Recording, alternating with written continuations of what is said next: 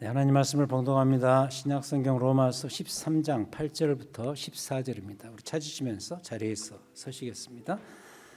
로마서 13장 8절부터 14절 교독하시겠습니다. 마지막 절은 함께 읽습니다.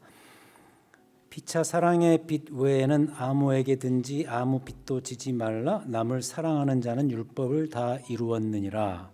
간음하지 말라, 살인하지 말라, 도둑질하지 말라, 탐내지 말라 한 것과 그 외에 다른 계명이 있을지라도 내 이웃을 내 자신과 같이 사랑하라 하신 그 말씀 가운데 다 들었느니라. 사랑은 이웃에게 악을 행하지 아니하나니 그러므로 사랑은 율법의 완성이니라.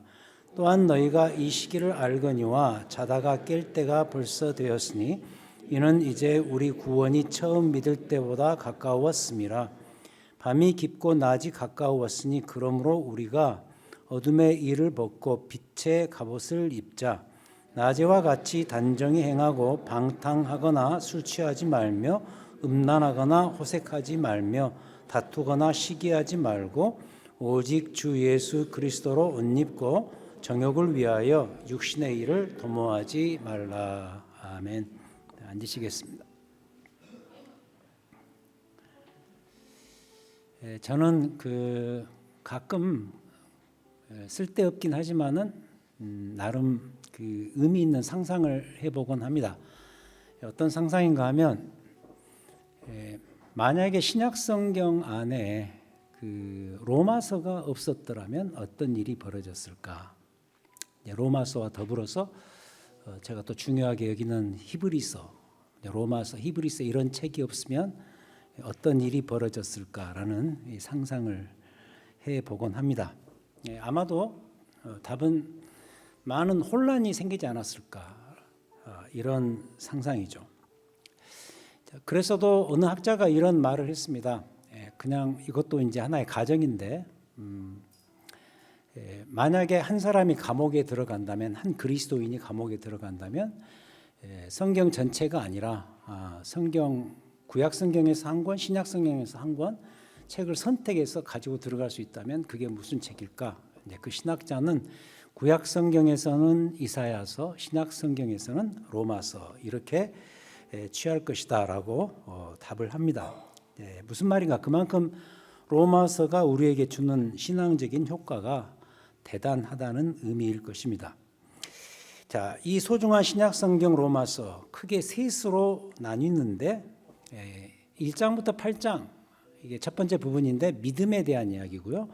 그다음 9장부터 11장은 미래에 대한 이 소망에 대한 이야기고, 그리고 12장부터 16장 마지막 부분은 사랑에 대한 이야기입니다. 이 사도 바울이 고린도 교회를 향해서 이야기했던 믿음, 소망, 사랑, 항상 있는 이 세 가지에 대한 어떻게 보면 집중적인 요약이 이 로마서라고 볼 수가 있겠죠.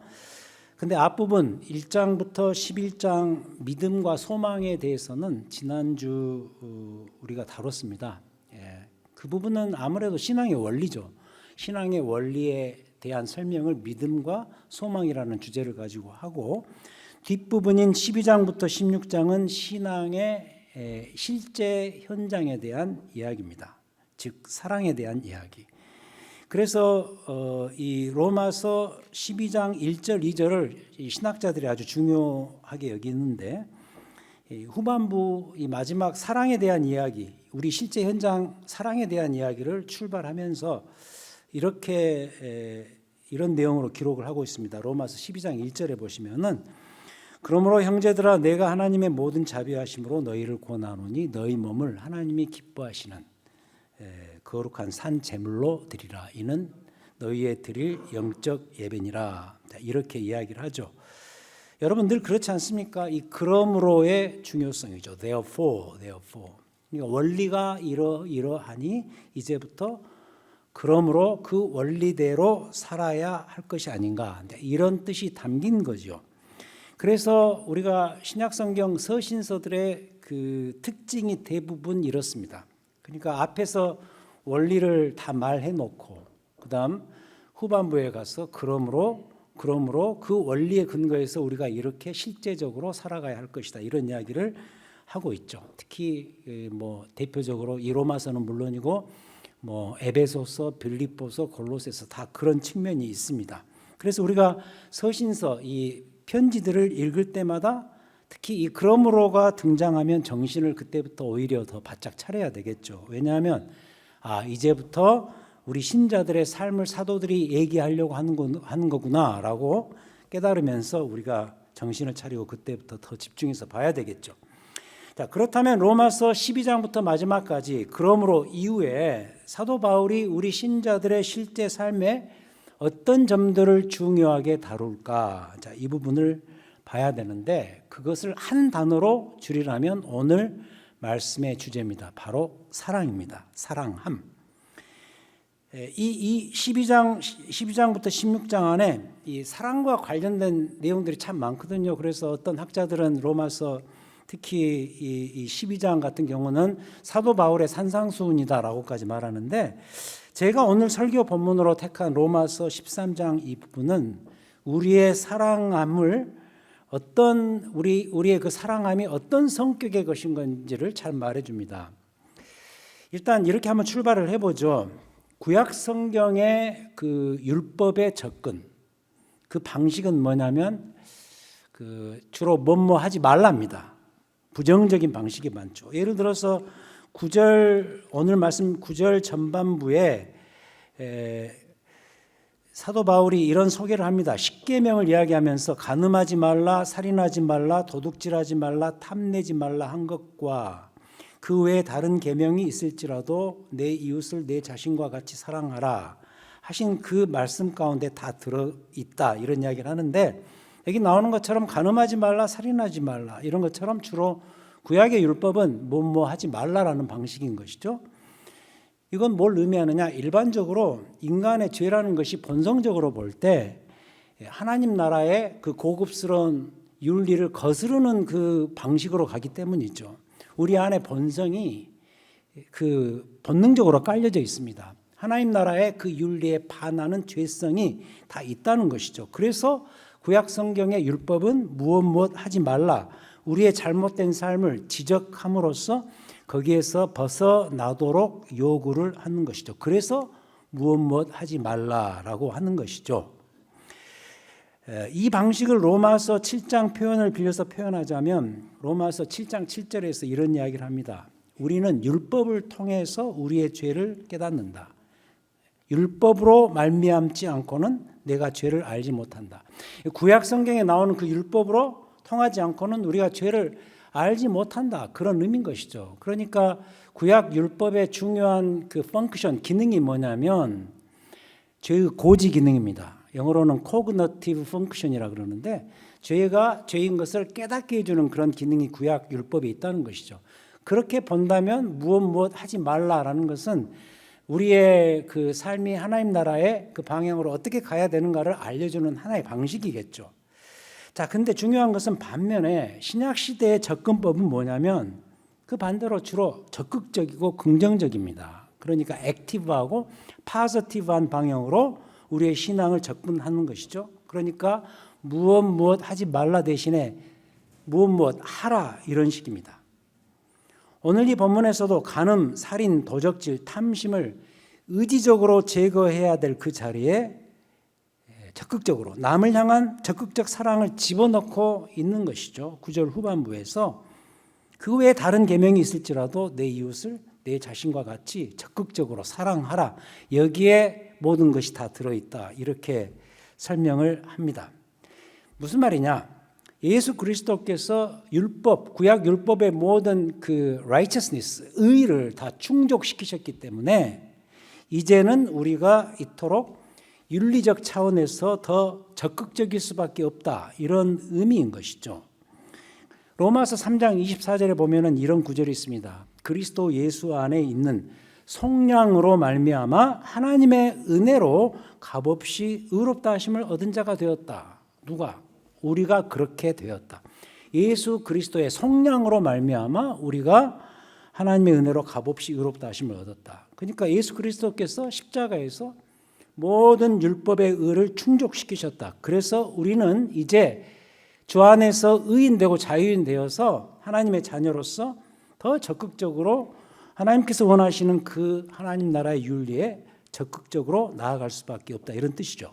그래서 신약 성경은 우리의 이 적극적인 사랑이 여러 가지 소극적인 윤리 실행을 충분히 극복하고도 남음이 있다고 분명히 선언을 합니다.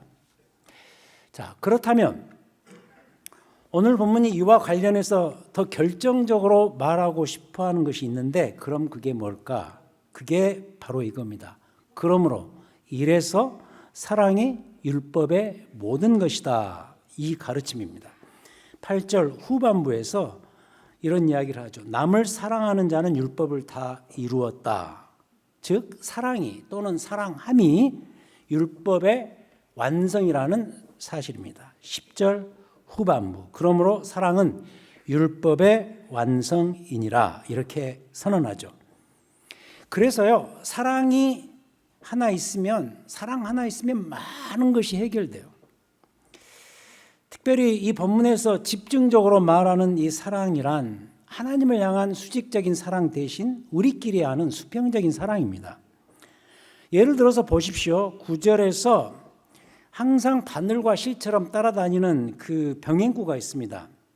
9절에서 후반부에 내 이웃을 내 자신과 같이 사랑하라 라고 이렇게 말하는데, 여기에 바늘과 실처럼 따라다니는 게 뭐였죠? 예수님도 선한 사마리아인 비유를 말씀하실 때 율법사에게 율법의 서머리, 율법의 대요를 이야기하면서 아주 심플하게 이야기하셨습니다. 율법의 모든 것은 위로는, 수직적으로는 하나님을 내 몸과 뜻과 정성을 다해서 사랑할 것이고, 수평적으로 내 이웃을 내 몸처럼 사랑할 것이다, 이렇게 말씀하셨어요. 그러니까 수직적인 하나님을 향한 사랑과 수평적인 우리 인간의 사랑은 같이 가는 그런 문제다라는 것이죠.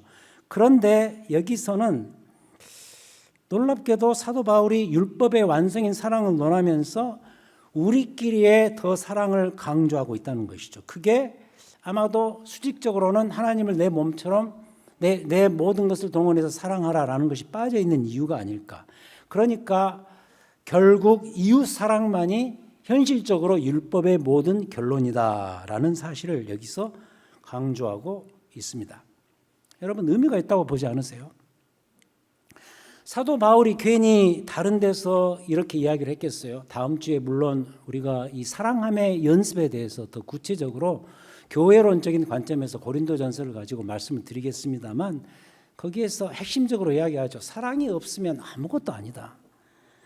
산을 옮길 만한 믿음이 있고, 뭐 대단한 구제가 있고, 대단한 여러 가지 윤리적인 행위들, 여러 가지 사역들, 은사에 기초한 여러 가지 뭔가 신앙적인 행동들이 있다고 할지라도 사랑이 없으면 아무것도 아니다. 그래서 사랑을 이렇게 이야기하죠. 모든 것을 이기고 모든 것을 견디는 그런 힘이 있다. 오죽했으면 그렇게 말을 했겠습니까? 여러분, 그렇다면 그건 비단 고린도 교회 또는 로마 교회 그 당시의 이야기만이 아니고 지금 우리에게도 이것은 역시 마찬가지예요. 여러분, 그런 게 있습니다. 우리의 인생에 어떤 것이든 완성의 지점은 다 있는 거예요. 아니요, 꼭 있어야 돼요. 완성의 지점은 있어야 돼요.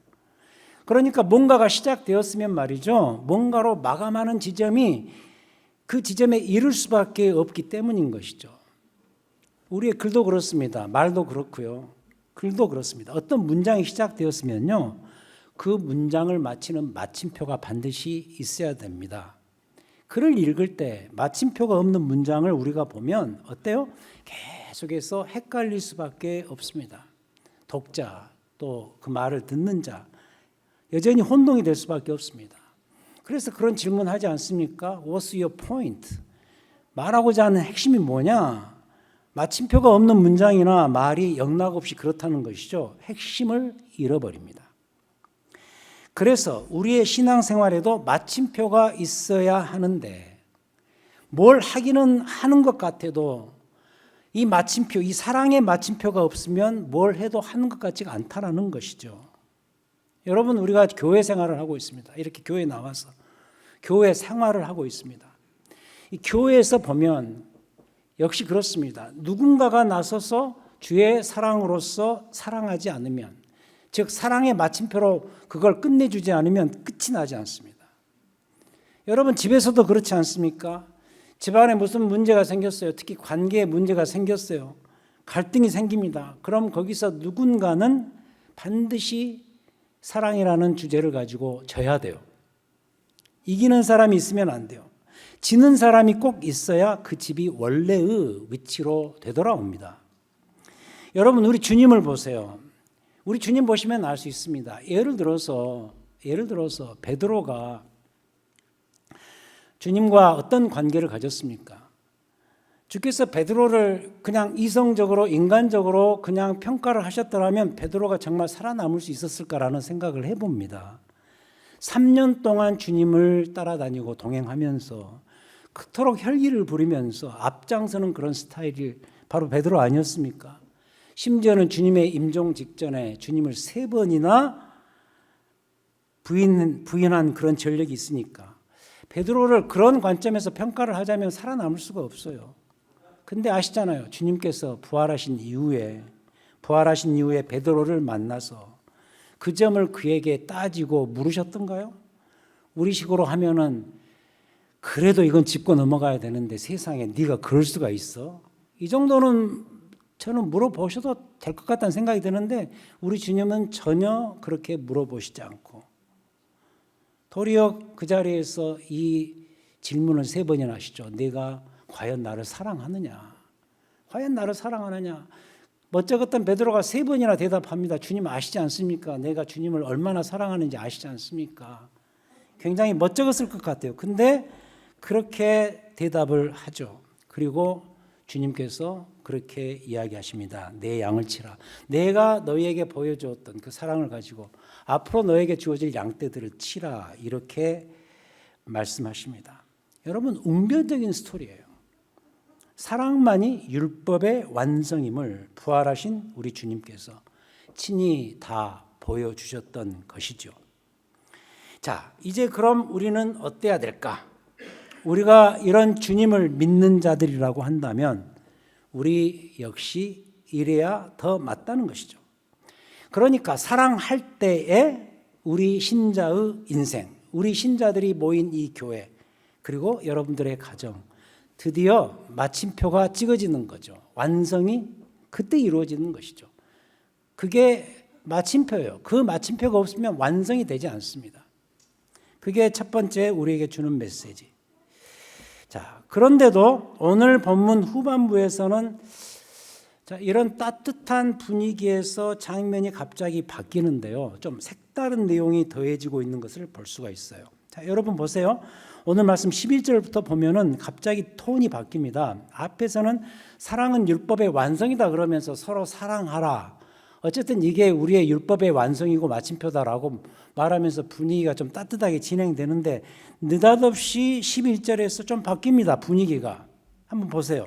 또한 너희가 이 시기를 알거니와 자다가 깰 때가 벌써 되었으니 이는 이제 우리 구원이 처음 믿을 때보다 가까웠음이라. 밤이 깊고 낮이 가까웠으니 그러므로 우리가 어둠의 일을 벗고 빛의 갑옷을 입자. 낮에와 같이 단정히 행하고 방탕하거나 술 취하지 말며 음란하거나 호색하지 말며 다투거나 시기하지 말고 오직 주 예수 그리스도로 옷 입고 정욕을 위하여 육신의 일을 도모하지 말라. 그러니까 앞에서는 좀 액티브하고 긍정적으로 서로 사랑하라. 사랑은 율법의 완성이니라. 이렇게 말씀하다가 여기서는 갑자기 또 다시 구약의 율법의 톤, 뭐뭐 하지 말라 이런 식으로 간단 말이죠. 이걸 어떻게 우리가 이해를 해야 될까? 왜 여기서 갑자기 다른 내용인 듯한 이런 식의 장면으로 내용이 바뀌고 있을까? 자, 이걸 알기 위해서는요. 이 지점에서 지적하고 있는 어둠과 밤의 이 비유 문제를 좀 살펴볼 필요가 있겠습니다. 사도 바울이 여기에서 우리의 그 밤의 문화, 야행성 문화를 먼저 지적하거든요. 그러니까 이 어둠이 가지고 있는 참 부정적인 문화들에 대한 소개인데 세상에 있는 이 야행성 문화, 이 밤의 문화가 하나님 나라의 그 고급스럽고 그 빛의 문화, 그 이 윤리를 가로막는 장애물이 된다는 사실을 지적한다는 것이죠. 그래서 사도 바울이 특히 우리의 이 믿음 생활, 특히 이 사랑을 중심으로 하는 이 믿음 생활을 어려워지도록 하게 하는 이 마지막 시대를 이기고 극복할 수 있는 길로서 적어도 밤 문화보다는 낮의 문화를 더 따를 것을 여기에서 강조를 하고 있습니다. 자, 여러분 실제로 밤은 그래요. 이 밤은 우리로 하여금 하나님의 눈길을 의식하지 못하게 합니다. 밤은 주로 밀실의 문화, 은닉의 문화에 더 가깝습니다. 밤은 우리 인생에서 하나님의 눈길이 닿지 않고 있는 것처럼 착각하게 만드는 그런 경향이 있습니다. 어둠이 그래요. 어둡고 깜깜하면 하나님이 날 보고 있지 않다라고 착각을 한다는 것이죠. 제가 전에 한번 들었던 비유니까 또 들어도 괜찮으실 것 같아요. 아마 여기에 맞으니까 다시 들으시기 바라는데, 한국 갔을 때 제가 있었던 경험을 말씀드리겠습니다. 제 큰누님과 그 누님 친구들과 함께 차를 타고 여행을 한번 떠날 길이 있었습니다. 그때 아마 서해안에 그 무슨 태안반도인가요? 그쪽에 여행을 가려고 했는데, 마침 뭐 그럴 때 있잖아요. 여행을 하다 보면은 출발이 늦어지는 때가 있습니다. 그때 뭐 이런저런 일이 있어서 여행 출발하는 그 시간이 밤 9시가 다 됐거든요. 봄이었으니까 밤 9시면은 이미 깜깜한 그런 상태였습니다. 여러분, 이 미국에서는 해가 떨어지면 다 자로 들어가잖아요. 그죠? 이게 제가 익숙치가 않아서 미국 이야기를 잠시 했거든요. 좀 이상해서 누님들, 미국에서는 해 떨어지면 다 자로 들어갔는데 여긴 도대체 뭔 일이래요? 제가 그랬거든요. 세상에 그 시간에요. 밤 9시가 넘었는데 서울이고 서울 외곽이고 그냥 불야성이고요. 차도 많고 이 모든 것이 너무 낯설었던 것이죠. 아무튼 웬 사람들과 차들이 그토록 많은지 이해가 안 갔던 거예요. 그러자 누님 친구 왈, 그분이 전라도 분이시거든요. 우리는 인자 시작이요. 그러는 거예요. 이제부터 시작이래요. 아니나 다를까 그 전날인가 그 전전날인가 조카가 또 구경시켜준다고 오랜만에 갔으니까 그 동대문에 뭐 밀레오레라는 데를 데리고 갔는데, 그때 데려간 시간이 몇 시인 줄 아세요? 11시였어요. 11시. 밤 11시인데 발 디딜 틈이 없었습니다. 주말에. 세상에 그렇게 사람이 많은 거 처음 봤습니다. 그 말을 듣고 동의하지 않을 수가 없었어요. 진짜로 그때부터 시작이 되더라고요. 밤문화, 거기서 우러나오는 여러 밤의 문화들이 있는데 대표적으로 방문화죠. 방. 수많은 밀실의 문화들, 노래방, 뭐 소주방, 그다음 뭐죠? 뭐 황토방, 만화방, 찜질방, 모든 종류의 밀실 문화가 어둠의 밤에 시작되는 거예요. 이게 우리의 현실이더라고요. 우리의 참 모습이고요. 그래서 사도 바울의 눈에는 그때도 이게 똑같이 보였던 것 같아요. 여러분, 이 로마서니까 로마에 있는 교회를 향해서 쓴 편지가 아니겠어요? 이 로마는 그 당시에 최고의 대도시였습니다. 땅끝이라고 말할 수 있을 정도로 사도행전에서 그 모든 이 세상의 문화와 모든 정치 권력이 다 몰려있는, 사람이 많이 모이는 그러한 곳. 지금으로 치면 서울, 뭐 뉴욕, 샌프란시스코 같은 데겠죠. 그때가 바로 로마였는데, 사도 바울이 그런 그들을 향해서, 그 안에 있는 신자들을 향해서 이렇게 말하는 거죠. 우리 신자들은, 우리 그리스도인들은 낮에 행하는 것과 똑같은 자세로 밤에도 행해야 될 것이다. 때 장소 가리지 말고서 우리 신자들은 하나님의 눈길을 의식하면서 이거죠. 밤에도 나처럼 살아야 될 것이다. 밤에도 나처럼 산다는 것은 낮에 우리가 하나님의 눈을 자연스럽게 의식하는 것처럼 밤에 하나님의 눈을 의식할 수 없게끔 만드는 이 문화를 극복하고 나처럼 살아야 될 것이다 라고 말하는 것이 13절, 낮에와 같이 단정히 행하고 방탕하거나 술 취하지 말며 음란하거나 호색하지 말며 다투거나 시기하지 말라는 것이죠. 근데 여러분 그거 아십니까? 바로 이 구절, 이 장면에서 기독교 역사에 지금까지도 최고의 신학자요, 최고의 신앙인으로, 목회자로 여겨지는 성 어거스틴이 완전히 뒤집힌 거 여러분 아십니까? 13절 14절에서 뒤집힌 경험이 있는 분입니다. 그분도 방탕하게 살아왔다 그래요. 기록에 의하면 만이교에 심취되어 있었고, 그리고 한 여인과 이렇게 동거하면서 나름 방탕하게 살아왔는데, 어렸을 때부터 워낙 글을 잘 읽고 탁월한 지성을 가지고 있어서 그 어머니가 어떻게 해서든지 좋은 신앙인 좋은 목회자가 되기를 그렇게 바라면서 기도를 했는데 그 길을 가지 못했던 것이죠. 그래서 이 어머니 모니카의 끈질긴 기도를 하나님이 들으셨는지 이웃집의 아이의 음성을 듣고서 이 구절에서 뒤집어진 것이죠. 아이의 음성이 뭐였냐면 노래식으로 막 노래를 불렀는데 들어서 읽으라, 들어서 읽으라. 뭘 들어서 읽으라는 거예요. 성경에 있었는데 딱 들어서 펴니까 바로 이 구절이었던 것이에요. 13절, 14절. 오직 주 예수 그리스도를 옷 입고 정욕을 위하여 육신의 일을 도모하지 말라. 이 13절, 14절을 딱 들고 읽으면서 거기에서 뒤집어졌던 거죠. 그러니까 이 구절로 인해서 그가 그걸 계기로 훌륭한 신앙인이 되고 훌륭한 성인이 되었던 것이죠. 자, 그럼 다시 돌아가서 이제 우리에게 본문의 이 두 부분을 합해야 될 시점이 온 것 같아요. 이미 말씀드렸습니다. 앞에서 이 파지티브하고 긍정적이고 적극적인 그런 방식으로 예수 그리스도께서 십자가에서 모든 의를 완성하셨으니 너희 그리스도인들은 이제 그 의에 힘입은 자유인이 되어서 이제 적극적으로 긍정적으로 서로 사랑의 마침표를 찍으라라고 밝고 긍정적인 분위기로 말씀을 했는데 그게 첫 번째였죠. 사랑함이 율법의 완성이다라고 적극적으로 말했는데 두 번째 가서는 이 두 번째 부분에서는 그 반대의 내용이 또 나오지 않습니까? 어둠에 행하지 말고 낮에 행하자.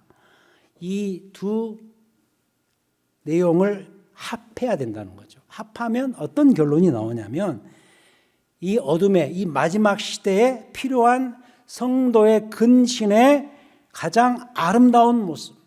이 어둠의 시대 속에서 나처럼 살기 위해서 수많은 갈등과 근신을 하면서 사랑의 마침표를 찍고 열심히 살아가야 되는데 그 근신의 가장 아름다운 모습이 있다면 역시 이것밖에 없다. 사랑 실천밖에 없다는 결론이죠.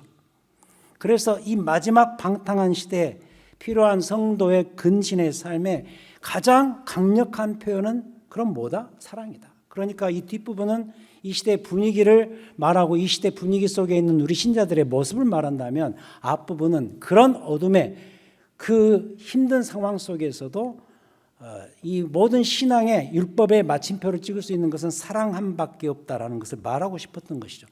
그래서 한번 묶어서 읽어보자는 것이죠. 이 전혀 다른 두 분위기의 구절 10절과 11절을 묶어서 읽으면 결론이 나옵니다. 13장 10절 사랑은 이웃에게 악을 행하지 아니하나니 그러므로 사랑은 율법의 완성이니라. 11절 또한 너희가 이 시기를 알거니와 자다가 깰 때가 벌써 되었으니 이는 이제 우리의 구원이 처음 믿을 때보다 가까웠음이라. 자, 그럼 보세요. 우리 신자들은 그래서 서로에게 최대한 사랑의 빚을 지고 살아야 할 것이다. 8절에서 말하는 것처럼 피차 사랑의 빚 외에는 아무에게든지 아무 빚도 지지 말라. 그래서 여러분 보면 가장 빚 같지 않은 빚이 바로 이 사랑의 빚입니다. 특히 이 빚은 채무자에게 도로 갚아야 하는 부담을 덜어주는 그런 이상한 빚입니다. 설사 그게 부담이어도요, 이 부담은 아름다운 부담이고 꼭 필요한 부담입니다. 또 사랑의 빚은 건강한 채무 관계를 형성합니다. 빚을 지게 한 사람에게도 기쁨이 있고 빚을 진 사람에게도 기쁨이 있게 하는 이상한 빚, 바로 사랑의 빚인 것이죠.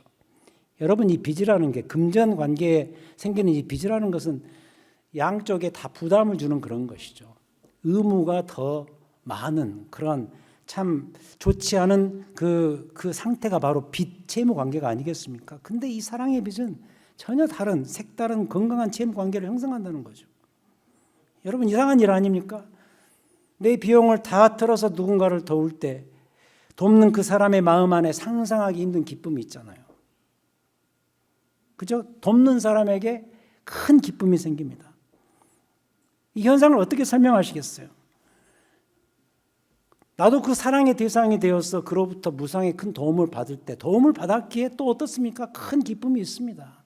여러분 지난주 말씀드린 것처럼 한 홈레스가 어떤 독지가의 이 100% 도움을 통해서 그 모든 신분과 상태가 회복되었을 때 그 사람에게 얼마나 큰 회복의 기쁨이 있습니까? 그래서 은혜를 받아 은혜의 대상이 될 때 그 기쁨은 이루 말할 수가 없는 것이죠. 그래서 이 사랑의 빚은 빚을 지게 하는 채권자나 그 빚을 감당해야 될 채무자나 모두에게 큰 기쁨을 가져다주는, 이 세상에서는 도무지 이해가 안 되는, 용납이 안 되는 매우 희귀한 그런 빚인 것이죠. 자, 그럼 이제 마지막으로 물어야 되겠죠. 난 지금 어떠한가? 난 지금 남에게 사랑의 빚을 지게 하도록 사랑을 마음껏 나눠주는 그런 존재인가? 예수 그리스도의 사랑에 힘입어서 그 사랑을 나눠주는 존재인가? 아니면 난 지금 진 그 빚을 지금 열심히 갚고 있는 중인가? 빚져서 좋고 갚아서 좋은 이 빚, 이 독특한 빚, 이 빚의 이름이 뭐죠? 여기 나오는 것처럼 사랑의 빚입니다. 그래서 사랑 한만이 모든 것을 해결해 줍니다. 여기 나오는 것처럼 사랑만이 율법의 완성입니다. 오늘 이 설교를 하면서 떠오르는 장면이 하나 있는데요. 유월절 전에 예수께서 자기가 세상을 떠나 아버지께로 돌아가실 때가 이른 줄 아시고 세상에 있는 자기 사람들을 사랑하시되 끝까지 사랑하시니라. 요한복음 13장 1절에 나오는 구절입니다. 예수님께서 이제 곧 있으면 우리가 그걸 이렇게 실존적으로 경험할 수 있는 때가 오는데, 고난주가 오면서 그리스도의 그 십자가의 죽으심과 부활 사건을 우리가 추억하는 그런 자리가 오는데, 요한복음 13장은 예수님께서 제자들을 마지막으로 모아놓고 성만찬 하시면서 발을 씻어주시고 그때 장편의 설교를 하신단 말이죠. 이른바 다락방 강화 이 설교를 하신 그 내용이 시작되는 그 지점에서 이렇게 출발하고 있습니다. 세상을 떠나 아버지께로 돌아가실 때가 이른 줄 아시고 세상에 있는 자기 사람들을 사랑하시되 끝까지 사랑하시니라. 눈앞에 있는 12제자만이 아니고 세상에 있는 자기 사람들, 제자들의 제자들, 요한복음 10장에 보면은 제자들의 말을 듣고 제자가 될 미래의 교회들, 그 모든 이들을 끝까지 사랑하셨다. 이 끝까지가 중요하죠.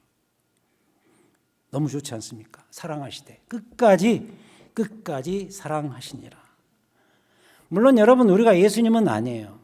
우리가 예수님이 되려고 하면 신학적으로 아주 문제가 심각해지죠. 그러나 예수님처럼은 살아야죠. 그런데 예수님처럼 살려고 하다 보니까 이 끝까지가 잘 안 되는 거예요. 이 끝까지가. 일단 골라서 사랑하고, 우리 골라서 사랑하잖아요. 네. 그냥 나 좋은 사람만 사랑하고. 우리 이상한 그런 게 있는 것 같아요. 내가 정말 사랑하고 싶은 그 사람은 정말 모든 것을 다 줘도 아깝지 않은 그런 마음이 막 자동으로 생기는데, 어떤 사람을 향해서는 내가 절대로 사랑해서는 안 될 사람 딱 정해놓고 출발하는 것 같아요. 끝까지 사랑 않죠. 그죠? 이유를 모르겠어요. 근데 이유가 나름 있겠죠. 하지만 그런 경우 참 많습니다. 우리 마음 가운데 다 이 이중적인 마음들이 있습니다. 우리가 그렇습니다. 그러다가 또 그래도 그렇지. 저 사람 사랑해야지 하면서 사랑하다가 또 지쳐요. 그럼 또 관두고. 이게 우리의 모습이죠. 그런데 이 사랑의 연습이 잘 안 될 때 꼭 기억을 하자고요. 우리 주님의 사랑, 특히 이 장면, 자기의 제자들을 끝까지 사랑하신 이 주님의 모습을 연상할 필요가 있습니다. 그 상황을, 그 장면을 기억할 필요가 있습니다. 특별히 십자가는 그 주의 끝까지 사랑하심의 절정이었고, 또 모든 사랑에 쏟아 부으심이었어요. 그게 바로 그리스도의 십자가였어요. 맞죠? 우리를 끝까지 사랑하신 우리 주님 기억하고 그 모습을 연상하시면서 남아있는 여러분들의 삶 속에서 사랑할 수 있는 그런 기회가 얼마나 많습니까? 일단 저는 교회 생활에서 연습을 해야 된다고 봐요. 다음 주일에 고린도전서 14장을 통해서 이 연습에 대한 이야기를 계속 할 터인데, 더 구체적으로 어떤 게 그럼 도대체 사랑함의 연습에 들어가는 길인가, 사도 바울이 여러 가지 은사의 세팅을 놓고 설명을 하는데 다음 주에 더 보도록 하고요. 아무튼 아무튼 끝까지 사랑하신 우리 주님을 연상하면서 남아있는 여러분의 삶의 형편 속에서 교회와 가정과 일터에서 율법의 완성인 이 사랑함을 잘 성취해 나가시는 우리 모두가 되시기를 우리 주님의 이름으로 축원드립니다. 하나님 아버지 감사합니다. 오늘 말씀은 어쩌면 우리에게 좀 부담이 되는 말씀처럼 느껴집니다. 이 사랑은 율법의 완성이고 사랑의 빚을 지고 끝까지 우리 주님을 사랑하는 것, 이것이 우리의 삶의 목표요 자세로 남아있는 것을 볼 때 우리에게 주어진 이 부담이 결코 부담이 아니라 정말 끝까지 사랑하신 우리 주님을 연상하고 기억하면서 우리 주님처럼 많은 이들을 최대한 사랑하며 살 수 있는 우리의 각자의 남아있는 삶이 될 수 있도록 인도해 주시옵소서. 하나님 아버지, 우리 교회가 그런 교회가 되기를 간절히 소원합니다. 사랑이 있고 사랑이 느껴지고 공감되며 나눠지는 그런 일들이 더 많아지는 역사가 있도록 도우시옵소서. 우리의 사랑의 화신으로 이 땅에 와주신 우리 구주 예수 그리스도 이름으로 기도하였습니다. 아멘.